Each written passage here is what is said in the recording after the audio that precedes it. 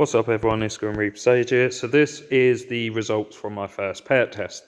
Huge shout out to A1 in Braintree. I'll put the link to their website in the description. Basically, really nice people, especially a guy called Michael, hooked me up with a bunch of targets and these, which are the JSB Test Diablo. So as you can see on there, there's 7 different ones, all different weights and everything else. And then on here is our list. So I shot about 30 to 40 per ones. I tried to recreate as best I could, so I tried to keep similar sort of distance. So all the card targets you see in a minute were all shot at 25. All the splatter targets were put on a wall that was shot at about 40, 45. Obviously it did dip a bit in between. It took me a good while, like 5-6 hours.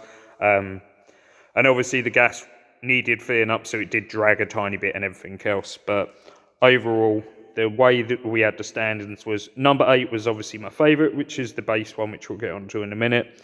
And then me and my friend shot them. My friend shot the ones that was left over, so he agrees with me. Again, this is all personal preference, personal taste with a Gamo Phox with a 177 in an indoor range, no wind, no nothing. So again, if you shoot it outdoor or in a different range or with different pets, different gun, it may affect it and you may get different results. So this is just one person's opinion based on what I was given access to.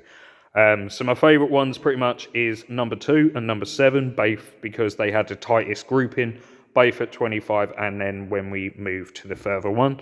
Least favourite one for us was number 6, although they were big chunky ones similar to this one here. They were cool to load, they did feel like little mini bullets, but they jammed quite a few times and they were kind of annoying. And yeah, I was kind of glad to not have them. Number 5 was probably one of our, like I said, so number 6 was least favourite because it jammed. Number 5 was a bit annoying because they were really heavy. So you see it on there, they are the 13.45 grams ones, whereas my base Diablo Air Arms is, as it says on there, like 8.4. So they were a ton heavier by a mile. They weren't too bad, but they did have to pull quite a bit, so you had to adjust, which I wasn't a big fan of. Anyway, so this is the splatter target for number 1. That's the result. So that was the one that was okay. This is one of our more favourite ones. As you can see on there, it's a way tighter grouping. Actually started to rip the paper, and then that's it on there. You can see big chunks through it. Number 3, with the weird snowman.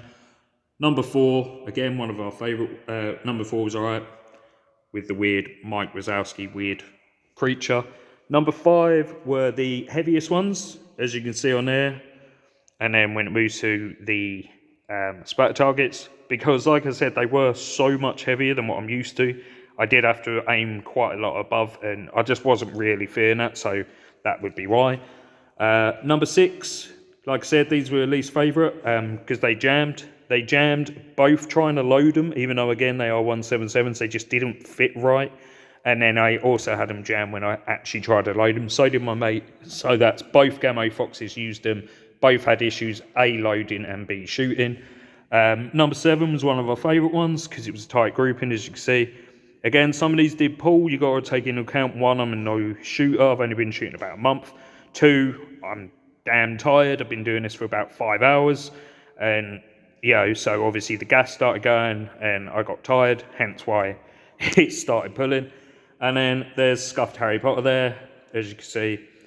And then that's the base one. So the base one is pretty much what I'll do in all of them. So my base ammo that I always go back to ever since I've had my Gamo Phox is pretty much the Diablo Field. Like I said, the prices change and vary all across the board and different shops, different things and everything else. At the moment of recording this, these are about 14 quid. On the Braintree, A1 Braintree website. So it's entirely up to you. These are still the ones that I get. I get them from the Eastern Sporting in Chelmsford. And again, prices can change, but at the moment they're £13.95. And yeah, so that's basically it. What I want to do is just show them all on there. So anyone that likes, comments, subscribes to this, you can pick and choose. I can draw all these. I can draw a weird cat dog thing.